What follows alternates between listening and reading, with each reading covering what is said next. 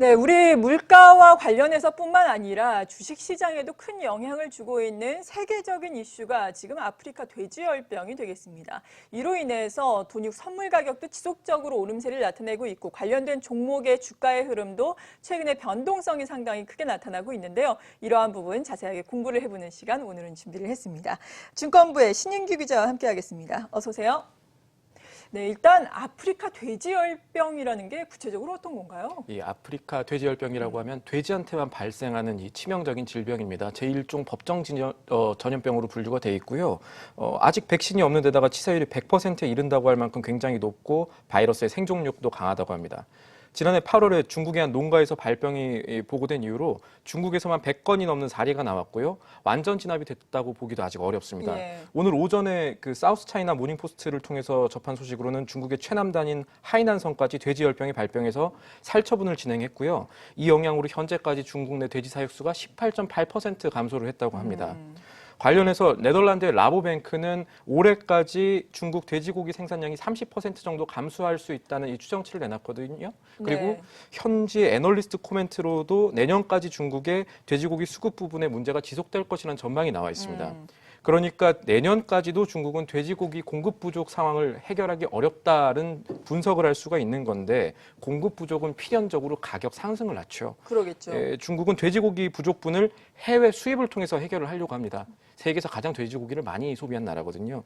중국뿐 아니라 세계 돼지고기 가격 상승이 불가피하다는 얘기가 됩니다. CME 선물 거래를 한번 살펴보겠습니다. 돈육은 한때 파운드당 50센트대까지로 가격을 형성했었는데 올해 7월 물과 8월 물을 보면은 돼지고기 가격이 선물 가격 기준 파운드당 100센트가 넘은 것을 확인할 수 있습니다. 네. 우리나라도 마찬가지입니다. 우리나라의 돈육 자금률은 70%로 아주 낮은 수준은 아닙니다.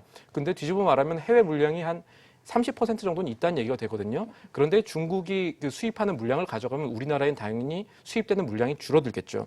가격이 오르고 있는 모습을 확인할 수가 있습니다. 네, 그러니까 치사율이 100%에 이르는 돼지 열병이, 그러니까 돼지 전염병이 중국에서 유행을 하면서 중국의 돼지고기 수요가 급증을 하고 있고 중국으로 또 수출하는 물량도 늘고 있고 돈육 선물 가격도 자연스럽게 또 상승하고 있다. 이렇게 요약할 수 있겠네요. 그렇습니다. 그리고 그 영향이 우리나라의 나비 효과로 작용을 하게 되는 그러겠죠. 거죠. 예. 이 나비 효과라는 게 이제 시장의 당초 예상을 뒤엎는 수준이라는 점을 한번 살펴봐야 될 것 같습니다. 그 당초 올해 초만 하더라도요. 그 우리나라의 돼지고기 가격이 지난해보다 떨어질 것이라는 전망이 있었습니다. 그러니까 국내 돼지고기 평균 가격이 올해는 킬로그램당 한 3,800원에서 4,100원 선까지 작년보다 좀 싸질 것이다 이런 예상이 있었는데 네. 지난주에 농촌경제연구원이 이 예상을 뒤집는 전망을 하나 내놨습니다. 돼지열병 때문에 우리나라에 들어오는 수입량이 줄어들면서요. 2분기에는 평균 돼지고기 도매 가격이 지난해보다도 10% 가까이 높은 킬로그램당 5,200원까지 솟을 수 있다는 겁니다.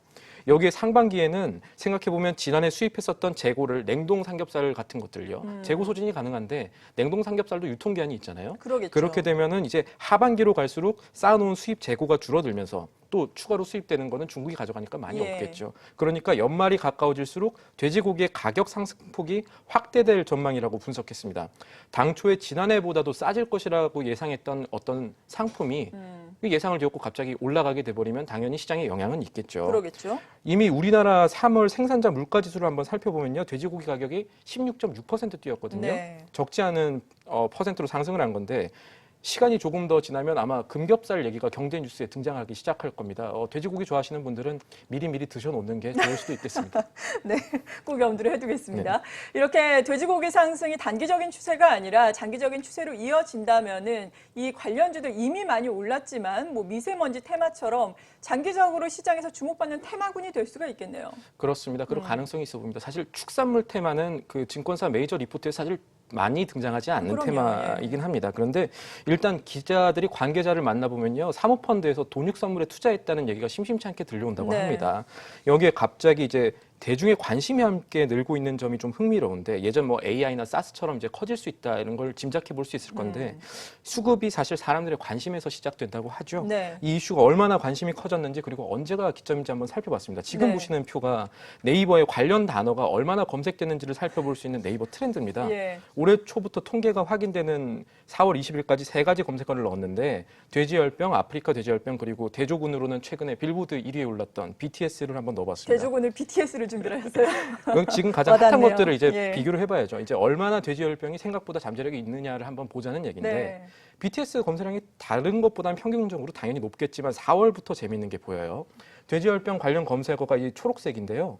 4월 10일부터 조금씩 올랐다가 18일과 19일에 방탄소년단을 뛰어넘었죠. 예전에 사스나 AI처럼 이제 예. 대중들의 관심을 받기 시작했다라고 생각해 볼 수가 있는 소재가 될 수 있는 겁니다. 음. 이런 흐름은 왜 그렇게 됐냐면 같은 기간에 발표된 우리나라 생산자 물가지수 아까 제가 16.6% 올랐다고 설명을 드렸죠. 네. 여기에 영향을 받은 게 아닐까 생각이 드는데 관련 기사들이 나오니까 사람들이 조금씩 보게 된 거겠죠. 이 생산자 물가지수는 그런데 소비자 물가지수의 선행 지표입니다. 네. 먼저 가는 거죠. 그러니까 생산자 물가가 오르면 시차를 두고 소비자 물가도 오른다. 그러겠네요. 그러니까 돼지고기 가격은 앞으로도 우상향할 것이다. 이렇게 된다는 얘기인데 가격 상승 추세는 분명한 가운데 이렇게 물가지수는 한 달에 한 번씩 나오거든요. 한 달에 한 번 대중들이 돼지고기에 관심을 갖게 될 수 있는 이벤트가 한동안은 예정이 돼 있다. 고 볼 수도 있겠습니다. 네, 말씀을 해주신 것처럼 이렇게 돼지 열병이 뭐 BTS에 또 관심을 넘어섰다라는 것에서 볼 수 있듯이 돼지고기와 관련된 또 상장 기업들에 대한 관심도 상당히 크게 늘어나고 있죠. 네네. 아무래도 돼지고기 값이 커진다, 네. 가격이 세진다고 가정했을 때 바로 염두에 둘 수 있는 부분은 1차적으로는 양돈업체, 동인업체가 되겠죠. 그러겠죠. 돈육업체 가운데 상장 기업은 코스닥 시장의 우리손 FNG나 선진, 팜스토리 정도가 손에 꼽히고 있습니다. 그리고 이 가운데 우리손 FNG는 52주 신고가를 조금씩 경신해 나가고 있고요. 선진과 팜스토리도 지난주부터 거래량이 출렁이기 시작했습니다. 네.